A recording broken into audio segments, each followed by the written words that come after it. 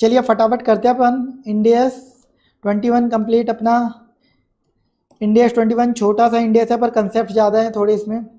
Indians 21 में आपको foreign exchange rate का इफेक्ट देना होता है। क्यों देना होता है? मान लीजिए मैं अपनी बुक्स इंडिया में हूँ तो रुपीज़ में बनाता हूँ, पर मैंने अमेरिका से डॉलर में कोई ट्रांजैक्शन किया है, मान लीजिए मैंने वहाँ कुछ सेल करे या वहाँ से कुछ परचेज करे तो वो डॉलर में करे, तो मेरी बुक्स तो रुपीज़ में, तो रुपीज़ में ट्रांजैक्शन रिकॉर्ड करना है, तो बस उस ट्रांजैक्शन को मैं मेरी बुक्स में कन्वर्ट करके रुपीज़ में कन्वर्ट किस रेट से करूँ, वो कैसे रिकॉर्ड करूँ, वो आप देखते हो। तो फॉरेन करेंसी ट्रांजैक्शन को कन्वर्ट करने वाली अकाउंटिंग आपको देखनी है, तो फॉरेन करेंसी ट्रांजैक्शन को कैसे रिकॉर्ड करोगे। दूसरा इस इंडियस में अपन देखते हैं कि जो हमारे फॉरेन ऑपरेशंस होते हैं, मान लीजिए फॉरेन सब्सिडरी ब्रांच वगैरह है, तो उनके जो फाइनेंशियल स्टेटमेंट है मान लीजिए दूसरी करेंसी में बने हुए हैं डॉलर में, और इंडिया में पेरेंट कंपनी है उसके रुपीज़ में बने हुए हैं, तो सीएफएस के लिए तो सब रुपीज़ में चाहिए, तो उसके फाइनेंशियल स्टेटमेंट्स को कन्वर्ट करना पड़ता है फॉरेन ऑपरेशन को, तो वो हमें सीखना है। और फॉरेन ऑपरेशन के जो फाइनेंशियल स्टेटमेंट्स है वो प्रेजेंटेशन करेंसी में कन्वर्ट करने के लिए, अब प्रेजेंटेशन करेंसी में अपने खुद के फाइनेंशियल स्टेटमेंट कन्वर्ट करने के लिए भी अपने को सीखना है। अब प्रेजेंटेशन करेंसी क्या होती है मैं आपको एक बार फटाफट से बता देता हूँ। देखो, फंक्शनल करेंसी तो वो करेंसी होती है जो प्राइमरी इकोनॉमिक एनवायरनमेंट की होती है कंपनी के। ये थियोरेटिकल टॉपिक है, ज़्यादा काम का नहीं है, तो फटाफट से देखो।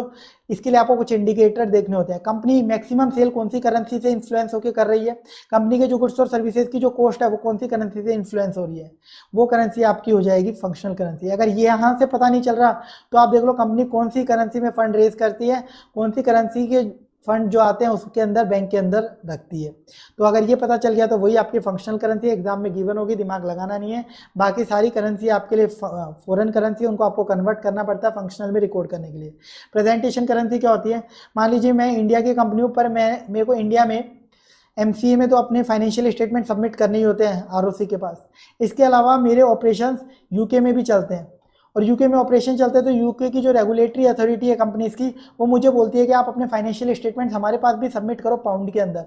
तो मेरे लिए पाउंड क्या हो जाएगी? Presentation currency. ना ये मेरी फंक्शनल करेंसी है, ये मेरी एक तरीके से फॉरेन करेंसी है, लेकिन साथ में प्रेजेंटेशन करेंसी भी है। फंक्शनल के अलावा जितनी भी करेंसी है वो फॉरेन होती हैं, लेकिन इसमें से एक प्रेजेंटेशन भी हो सकती है। तो प्रेजेंटेशन करेंसी आपकी फंक्शनल करेंसी भी हो सकती है और फॉरेन भी हो सकती है। मान लो यूके में कुछ सबमिट नहीं करना था, सिर्फ एमसीए में सबमिट करना था रुपीज़ के अंदर, तो रुपीज़ ही मेरी फंक्शनल होती, रुपीज़ ही मेरी प्रेजेंटेशन होती। बुक्स ऑफ अकाउंट्स जो है वो हम किस में मेंटेन करते हैं? फंक्शनल करेंसी में मेंटेन करते हैं। ये थोड़ा सा ओवरव्यू था जो काम का नहीं है। अब एग्जाम के लिए जो काम का वो देखो। एक तो foreign currency transaction, foreign currency transaction आपने कोई किया है तो उसको आप कैसे रिकॉर्ड करोगे? तो फॉरेन करेंसी में जो भी ट्रांजैक्शन किया है उसमें कुछ ट्रांजैक्शन के एग्जाम्पल है। आपने फॉरेन करेंसी में परचेज या सेल करी है गुड्स वगैरह की, पीपीई की, या फिर आपने फॉरेन करेंसी में बोरोइंग करी है, फॉरेन करेंसी में इन्वेस्टमेंट करा है। फॉरेन करेंसी ट्रांजैक्शन को इनिशियली आप कैसे रिकॉर्ड करोगे? इनिशियली आप फॉरेन करेंसी ट्रांजैक्शन को कन्वर्ट करोगे उस दिन की एक्सचेंज रेट पे और फिर रिकॉर्ड करोगे। एग्जांपल मान लीजिए मैं इंडियन कंपनी हूँ, रुपीज़ मेरी फंक्शनल करेंसी है, मैंने यूएस डॉलर 1000 में पीपी परचेज करी है क्रेडिट पर उधार में। अब मेरी एक्सचेंज रेट आज ट्रांजैक्शन डेट पे 80 है, बताओ इसको कैसे रिकॉर्ड करूँ आज के दिन? PP to payables 1000 multiply by 80, बस ट्रांजैक्शन डेट से आप कन्वर्ट करके रिकॉर्ड कर लो। इसके बाद देखिए subsequent recognition of foreign currency transaction at each balance sheet date. मैंने कोई फॉरेन करेंसी ट्रांजैक्शन किया था, उसका बैलेंस शीट डेट पे कोई इफेक्ट देना पड़ेगा क्या? तो आपको देखना पड़ेगा आपको देखना पड़ेगा जो भी फॉरेन करेंसी ट्रांजैक्शन आपने पहले रिकॉर्ड किया था उसमें जो असेट और लाइबिलिटी आई थी, जैसे अपने ट्रांजैक्शन में पीपी आई थी और ट्रेड पेबल, एक असेट और एक लाइबिलिटी आई थी, तो वो मॉनिटरी आइटम है या नॉन मॉनिटरी, उस अकॉर्डिंग एडजस्टमेंट करना पड़ेगा सब्सिक्वेंट बैलेंस शीट डेट पर। तो मॉनिटरी आइटम है, तो मॉनिटरी मतलब जिनका सेटलमेंट एक तरीके से कैश में होने वाला है, जो कैश को रिप्रेजेंट करते हैं, जैसे trade receivable, trade payable, loan given, loan taken, ये सब मॉनिटरी आइटम होते हैं। तो इन सबको आपको रीमेजर करना पड़ेगा बैलेंस शीट डेट पर, जो भी एक्सचेंज रेट है उस दिन, यानी closing rate at each balance sheet date. Balance sheet date पर जो भी एक्सचेंज रेट चल रही है, जिसे हम बोलते हैं closing rate at year end, closing rate at year end से आपको कन्वर्ट करना पड़ेगा, और जो भी डिफरेंस आएगा उसे गेन या लॉस के रूप में पीएनएल में ले जाना पड़ेगा। सिंपल सा है, जिसे आप ट्रांसलेशन गेन लॉस या एक्सचेंज गेन लॉस बोलते हो। तो यहाँ पे अपने एग्जांपल में देखो, ट्रेड पेबल क्या था? Monetary item. तो क्लोजिंग रेट से आप इसे वापस कन्वर्ट करोगे, मान लो ईयर एंड पे 85 रेट हो जाती है, तो ट्रेड पेबल 1085 माइनस 80, पहले 80 पे दिखाया था, नहीं 5000 से ट्रेड पेबल बढ़ेगा, आपका एक्सचेंज लॉस होगा। अब अपनी एंट्री में एक पीपी था, ये क्या था? Non monetary item. Non monetary यानी अदर देन मॉनिटरी आइटम, जैसे PP, intangible asset, inventory, prepaid expense, income received in advance. इनको आप हिस्ट्रिकल कॉस्ट मॉडल पे दिखाते हो यानी कॉस्ट मॉडल पे दिखाते हो तो आपको इनको रीमेजर करने की जरूरत नहीं है। बट अगर आप इनको फेयर वैल्यू पे दिखाते हो यानी रिवैल्यूएशन मॉडल पे दिखाते हो तो आपको इनको रीमेजर करना पड़ेगा, एक्सचेंज रेट से रीमेजर करना पड़ेगा। वो एक्सचेंज रेट जो कि फेयर वैल्यू जिस दिन की आपने काम में ली है ना उसी दिन की एक्सचेंज रेट पे इनको रीमेजर करना पड़ेगा, रिकन्वर्ट करना पड़ेगा। फेयर वैल्यू मान लो ईयर एंड की लिए तो एक्सचेंज रेट भी ईयर एंड की लेनी पड़ेगी। जो भी डिफरेंस आएगा एक्सचेंज गेन लॉस होगा वो कहाँ रिकॉर्ड करोगे, यहाँ। अब ध्यान रखना नॉन मॉनेटरी आइटम के केस में अगर रिवैल्यूएशन मॉडल पे दिखाया तो आपको रीमेजर करना पड़ता है तो एक्सचेंज गेन लॉस आएगा, और वो एक्सचेंज गेन लॉस कहाँ जाएगा, P&L में जाएगा। अगर उस पर्टिकुलर असेट से related fair value gain loss, asset liability से related fair value gain loss आप P&L में ले जाते हो तो, और एक्सचेंज गेन लॉस को OCI में लेके जाओगे अगर उस पर्टिकुलर असेट लाइबिलिटी से related gain loss, fair value gain loss आप OCI में लेके जाते हो। तो ये ध्यान रखना है। नॉर्मल मॉनेटरी आइटम का एक्सचेंज गेन लॉस P&L में, non monetary item cost model पे है तो कोई गेन लॉस नहीं होगा। अगर रिवैल्यूएशन मॉडल पे तो एक्सचेंज गेन लॉस आएगा, वो P&L में जाएगा अगर उसका फेयर वैल्यू गेन लॉस भी उस असेट लाइबिलिटी का P&L में जाता है। उस असेट लाइबिलिटी का fair value gain loss OCI में जाता है तो एक्सचेंज गेन लॉस भी OCI में जाएगा। एग्जाम्पल देखो, ऊपर वाले एग्जाम्पल के कंटिन्यूएशन में एक्सचेंज रेट मान लो 82 हो जाती है और PP पे हम कॉस्ट मॉडल फॉलो कर रहे हैं तो बताओ क्या होगा। देखो PP तो नॉन मॉनेटरी आइटम है, कॉस्ट मॉडल फॉलो कर रहे हैं तो रीमेजर नहीं करना पड़ेगा। ट्रेड पेबल मॉनेटरी आइटम है तो 82 पे रीमेजर होगा यानी 82,000 पे दिखाना पड़ेगा। पहले 80,000 पे दिखा रखे यानी 2,000 का एक्सचेंज लॉस हो गया, ट्रेड पेबल लाइबिलिटी बढ़ गई है ना तो exchange loss to payable P&L में जाएगा। आप ऐसे भी निकाल सकते हो 1000 मल्टीप्लाई बाई 82 माइनस 80 करके भी। इसके बाद देखिए कुछ स्पेसिफिक केसेस में इंडेक्स 21 की एप्लीकेशन कैसे होगी, इंडेक्स 21 कैसे लगाओगे वो मैं आपको बताने जा रहा हूँ। पहला अमोर्टाइजेशन टेबल जो आपकी बनती है लोन और इन्वेस्टमेंट इन फॉरेन करेंसी, क्वेश्चन इंडेक्स 109 में आज ही रिवाइज कराया था जब हमने फॉरेन करेंसी में अमाउंट इन्वेस्ट कर रखा था, याद है आपको। तो अगर आपने फॉरेन करेंसी से लोन लिया या इन्वेस्टमेंट कर रखा है तो इंडेक्स 21 भी उसमें इनकॉर्पोरेटेड है, फॉरेन करेंसी में है, तो आपको अमोर्टाइजेशन टेबल में इस तरीके से एडजस्टमेंट करना है। आपको फॉरेन करेंसी के अमाउंट पहले लिखने हैं, ईयर, ओपनिंग बैलेंस, इंटरेस्ट या discounting rate, actual payment, closing balance, उससे पहले एक बीच में एक्सचेंज गेन लॉस का कॉलम डाल देना। तो ये आ जाएंगे फॉरेन करेंसी के अमाउंट। अब इनको फंक्शनल करेंसी में कैसे कन्वर्ट करोगे, ओपनिंग बैलेंस को जो ओपनिंग डेट पर एक्सचेंज रेट थी उससे कन्वर्ट कर दो। इंटरेस्ट जो during the year discounting rate से चार्ज करते हो उसको ड्यूरिंग द ईयर यानी एवरेज रेट से कर दो। एक्चुअल पेमेंट ईयर एंड पे होता है तो ईयर एंड की एक्सचेंज रेट जो पेमेंट डेट पे होगा उस पर अगर तो पेमेंट बीच में हुआ तो बीच की रेट, ईयर एंड की डेट है तो ईयर एंड की रेट। इसके बाद क्लोजिंग बैलेंस ईयर एंड की रेट से होगा तो इसको ईयर एंड की रेट से कन्वर्ट करो, क्लोजिंग ईयर एंड का होता है ना। और जो भी यहाँ डिफरेंस आएगा वो बैलेंसिंग फिगर आपका एक्सचेंज गेन लॉस हो जाएगा। मैंने ये तो करवाया था, इन सब का टोटल करके आपसे एक अमाउंट निकलवाया था और इस अमाउंट का डिफरेंस एक्सचेंज गेन लॉस बताया था, याद आ रहा हो तो। आज ही के मैराथन की बात कर रहा हूँ, भूल चुके हो गए, 8-10 घंटे हो गए हैं अपने को। अब देखो inventory purchased in foreign currency non monetary item is measured at year end as follows.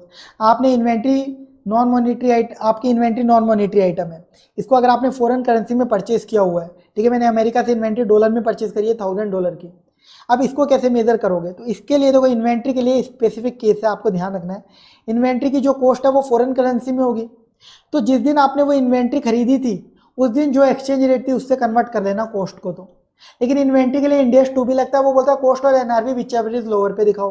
तो इस इन्वेंट्री की एनआरवी भी आपको फॉरेन करेंसी में मालूम होगी क्योंकि ये इन्वेंट्री फॉरेन करेंसी में परचेज हुई थी।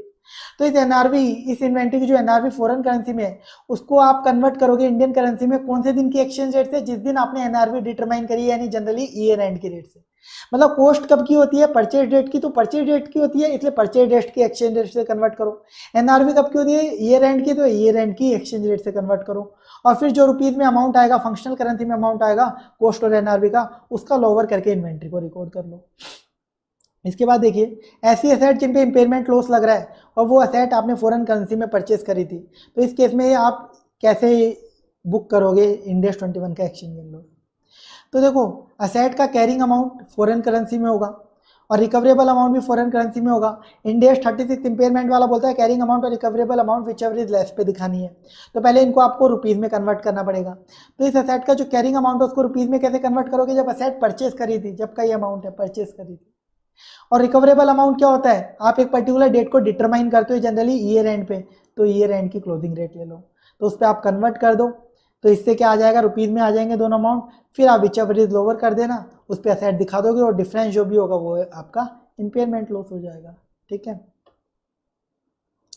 अब देखो accounting for foreign currency transaction मैंने बता दिया। अब फॉरेन ऑपरेशन का केस देखो। फॉरेन ऑपरेशन यानी मेरी फॉरेन के अंदर, इंडिया में मेरी कंपनी है, हेड ऑफिस है, अमेरिका में मेरी सब्सिडरी, एसोसिएट, जॉइंट वेंचर या ब्रांच कुछ भी है, तो उस केस में क्या होगा, ये वाला पॉइंट तो देखो एग्जाम के लिए काम का नहीं है तो इसको मैं इग्नोर कर रहा हूँ। इस केस में क्या होगा, मान लीजिए मेरे तो रुपीज़ है प्रेजेंटेशन करेंसी, तो CFS रुपीज़ में बनाऊंगा, लेकिन वो मेरी सब्सिडरी है, उस पर डॉलर लगता है, तो वो डॉलर में बना रहे हैं अपने बैलेंस शीट, तो मुझे डॉलर से रुपीज़ में कन्वर्ट करना पड़ेगा ताकि मैं अपने फाइनेंशियल स्टेटमेंट प्रेजेंट कर सकूँ, CFS बना सकूँ। तो financial statement of foreign operation को हमें हमारी प्रेजेंटेशन करेंसी में कन्वर्ट करना पड़ता है कंसोलिडेशन पर्पज से। ये मैंने आपको समझाया। कन्वर्ट कैसे करोगे, बहुत ही इजी है, और इस बार इस टॉपिक का क्वेश्चन आने के बहुत ज़्यादा चांसेस है, इसको एकदम ढंग से कर लेना। इस पर क्वेश्चन अभी तक नहीं पूछा गया है, तो इस पर क्वेश्चन आ सकता है, ठीक है, इस बार आ सकता है, अभी तक नहीं पूछा गया है, तो इस बार इस टॉपिक पे क्वेश्चन आ सकता है, मोस्ट इंपॉर्टेंट है ये।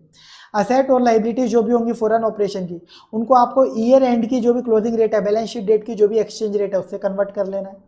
जो शेयर कैपिटल है उसको आपको शेयर कैपिटल की एक्चुअल ट्रांजैक्शन डेट, यानी सामने वाली ब्रांच सब्सिडरी ने इशू कब करी थी शेयर कैपिटल, उस दिन की एक्सचेंज रेट से कन्वर्ट करना है। अगर वो अवेलेबल नहीं है तो आपको क्वेश्चन में हो सकता है डायरेक्टली शेयर कैपिटल को कन्वर्ट किया हुआ अमाउंट क्वेश्चन में हो। अदर इक्विटी और ओपनिंग रिटेन अर्निंग्स, इनको भी आपको एक्चुअल जब वो अदर इक्विटी या रिटेन अर्निंग्स के जब वो प्रॉफिट कमाए गए तो उन दिनों की एक्सचेंज रेट से कन्वर्ट करना है। ये अमाउंट भी आपको डायरेक्टली क्वेश्चन में गिवन हो सकता है, कन्वर्ट करके दिया हो सकता है। प्रॉफिट या रिटेन अर्निंग जो हमने ड्यूरिंग द ईयर कमाया है, तो ड्यूरिंग द ईयर कमाया है, ड्यूरिंग द ईयर के इनकम और एक्सपेंस है, तो इन पे ड्यूरिंग द ईयर की एवरेज एक्सचेंज रेट से हम कन्वर्जन करेंगे। डिफरेंस जो भी आएगा इन सब के बीच में, बैलेंस शीट के आइटम है, सब में जो डिफरेंस आएगा वो बैलेंस शीट में कहाँ जाएगा, फॉरेन करेंसी ट्रांसलेशन रिजर्व, जो कि OCI में होता है, क्योंकि ये अमाउंट एक्चुअल में हमें गेन लॉस नहीं हो रहा है, ये बस हमारे प्रेजेंटेशन के लिए कन्वर्ट कर रहे हैं, इस वजह से ये OCI में जाता है। फिर देखिए, जब भी वो फॉरेन ऑपरेशन को हम डिस्पोज कर देंगे, सेल कर देंगे, तो ये एक्चुअल में गेन लॉस अराइज हो जाएगा, तो हम इसको फिर निकाल के P&L में डाल देंगे। जब हम CFS बनाते हैं तो आपको याद था ना कि आप अपनी सब्सिडी का FCTR OCI अगर कुछ होता है तो उसमें हिस्सा लेते हो, और पेरेंट कंसोलिडेटेड अदर इक्विटी में दिखाता है, और NCI अपने NCI में ऐड कर लेता है। हम पोस्ट एक्विजिशन में देख रहे थे ना, उसमें रिटेन अर्निंग, OCI, FCTR कुछ भी हो सकता है, तो उसमें ये आइटम भी हो सकता है, उसमें आप हिस्सा लेते हो, NCI भी हिस्सा लेता है। अब देखिए, जो गुडविल आप मान लीजिए फॉरेन ऑपरेशन अक्वायर करते हो, तो उसमें जब आप गुडविल निकलती है तो उसको गुडविल को कौन सी करेंसी में कैलकुलेट करोगे, उस फॉरेन ऑपरेशन की फंक्शनल करेंसी में आप नेट एसेट्स लेना और फिर गुडविल कैलकुलेट करना। PC नेट एसेट्स सब उस फॉरेन ऑपरेशन की फंक्शनल करेंसी में, तो गुडविल आपको उसकी फंक्शनल करेंसी में मिलेगी। फिर उस गुडविल को आप बैलेंस शीट डेट जब बना रहे हो, जब जिस दिन बैलेंस शीट बना रहे हो, CFS बना रहे हो, उस दिन की एक्सचेंज रेट पे कन्वर्ट कर लेना, क्योंकि गुडविल तो आपको CFS में दिखानी है, वैसे तो कोई काम की नहीं है, इसलिए उस दिन की एक्सचेंज रेट पे कन्वर्ट कर लोगे। इसके अलावा एक ये टॉपिक है, ये फालतू एग्जाम के लिए, तो मैं इसको स्किप कर रहा हूँ। फिर देखिए, अगर आप अपना फॉरेन ऑपरेशन बेचते हो, फॉरेन में सब्सिडरी, ब्रांच कुछ भी उसको सेल कर देते हो, उसमें से अपना स्टेक बेचते हो, तो जो FCTR OCI में बैलेंस होगा उसका क्या करोगे। तो अगर आपने मान लो अपना लॉस ऑफ कंट्रोल कर लिया, फुल डिस्पोजल कर दिया फॉरेन ऑपरेशन का, तो जो भी पेरेंट एंटिटी का FCTR OCI में शेयर होगा उसको निकाल के हम रिक्लासीफाई करके P&L में डाल देंगे।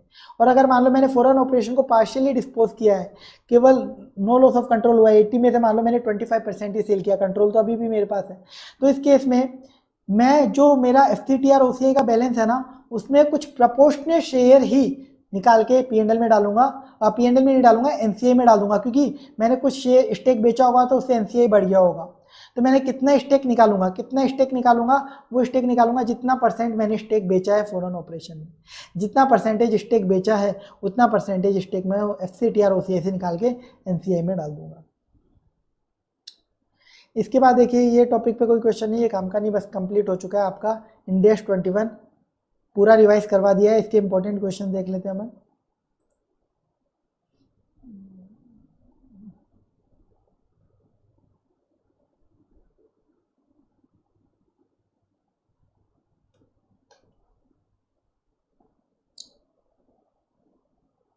IND AS 21 में आप देखिए, अब देखिए ये वाला जो क्वेश्चन है अच्छा क्वेश्चन होता है, ये नॉर्मल अभी मैंने आपको दिया था ना मशीनरी और ट्रेड पेबल वाला एग्जांपल, PP वाला, वैसा ही कुछ है। तो ये क्वेश्चन अभी आया था कुछ रिसेंट अटेम्प्ट में, तो इसकी ज़्यादा इंपॉर्टेंस अब है नहीं इस वजह से। ये फॉरेन करेंसी टाइप का क्वेश्चन है, तो ये मैं आपको ऑलरेडी करवा चुका हूँ, अभी जो अपन ने देखा था फाइनेंशियल इंस्ट्रूमेंट वाले चैप्टर में लगभग वैसा ही क्वेश्चन है, तो इसको दोबारा देखने की ज़रूरत नहीं है। क्वेश्चन नंबर 6 देखो, क्वेश्चन नंबर 5 और 6 दोनों सेम टॉपिक हैं, फॉरेन ऑपरेशन को ट्रांसलेट करने वाले, मोस्ट इंपॉर्टेंट है, आने के पूरे चांसेस हैं, ठीक है, मोस्ट इंपॉर्टेंट है। USD फंक्शनल करेंसी है और जो आपके इन्फोटेक लिमिटेड जो सामने वाली कंपनी है, देखो आपकी इन्फोटेक ग्लोबल का डेटा दिया हुआ है जिसने यूएसडी में अपने फाइनेंशियल स्टेटमेंट बनाए हुए हैं। आपकी फंक्शनल और प्रेजेंटेशन करेंसी एल डॉलर है, जिस भी करेंसी की डॉलर है इसमें आपको कन्वर्ट करना है। अब आपको यहाँ पे देखो पीपी दे रखी है, receivable capital, opening retained earning, profit during the year, payable, liabilities दे रखी है। इसके बाद आपको बता रहा है ट्रांसलेट करिए एल डॉलर में इन अमाउंट्स को। एक्सचेंज रेट बता रहा है बिगिनिंग ऑफ द ईयर में कितनी थी, average rate during the year कितनी है, rate at the end of the year कितनी है। तो अब आप कैसे कन्वर्ट करोगे एसेट और लाइबिलिटी को at the end of the year की रेट 1.13 थे, तो देखो ये एसेट्स हैं दोनों, तो 1.13 से कन्वर्ट कर दिया। लाइबिलिटी देखो ये भी लाइबिलिटी है और ये भी लाइबिलिटी है, 1.13 से कन्वर्ट कर दिया। इसके अलावा शेयर कैपिटल को actual transaction date, opening retained earnings को एक्चुअल ट्रांजेक्शन डेट। अगर वो ना हो तो हो सकता है क्वेश्चन में डायरेक्ट कन्वर्टेड अमाउंट गिवन हो, तो देखो कन्वर्टेड अमाउंट गिवन है डायरेक्ट एल डॉलर में लिखा हुआ भी है कि हमने ऑलरेडी कैलकुलेट करके दे रखा है, तो ये अमाउंट उठा लोगे एज इट इज। इन दोनों का तो कन्वर्ट करने की जरूरत ही नहीं है, कन्वर्टेड अमाउंट गिवन है। इसके अलावा जो प्रॉफिट ड्यूरिंग द ईयर है इसे एवरेज रेट है 1.175, इससे कन्वर्ट कर देंगे। ये आ गया डिफरेंस। अब एसेट और लाइबिलिटी साइड का जो डिफरेंस होगा, यहाँ पे आपकी लाइबिलिटी साइड कम पड़ रही है तो foreign currency translation reserve positive आ गया, ओसीआई में चला जाएगा, क्वेश्चन कंप्लीट।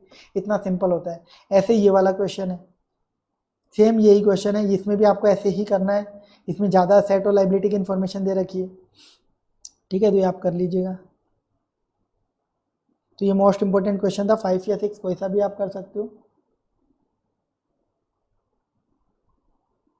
एक ये क्वेश्चन नंबर 8, ये आए हुए भी बहुत टाइम हो चुका है, तो ये भी एग्जाम में आ सकता है, बहुत अच्छा क्वेश्चन होता है, तो इसको अच्छे से कर लेना, ठीक है। अच्छा क्वेश्चन है, नोट्स अप्लाई करना, सॉल्व हो जाएगा ये।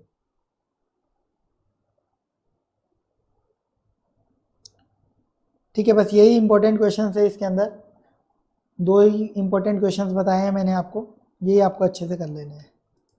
तो इंडेक्स 21 आपका कंप्लीट हो चुका है, क्वेश्चन भी मैंने आपको रिवाइज करा दिया है जो इंपॉर्टेंट था एक।